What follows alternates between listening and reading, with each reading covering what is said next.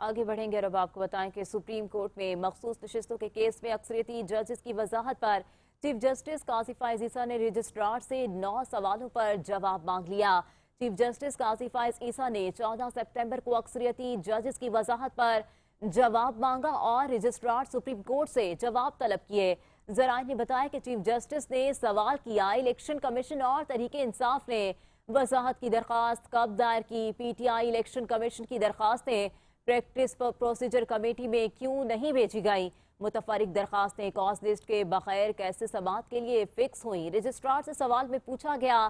कि क्या registrar office ने मुतालिका फरीकेन और अटॉर्नी जनरल को नोटिस जारी किया, किस कमरे अदालत या चैम्बर में दरखास्तों को सुना गया, दरखास्तों पर फैसला सुनाने के लिए कॉज लिस्ट क्यों जारी नहीं की गई, ऑर्डर को सुनाने के लिए कमरे अदालत में फिक्स क्यों ना किया गया, ओरिजिनल फाइल और ऑर्डर सुप्रीम कोर्ट रजिस्ट्रार में जमा हुए बगैर ऑर्डर कैसे अपलोड हुआ,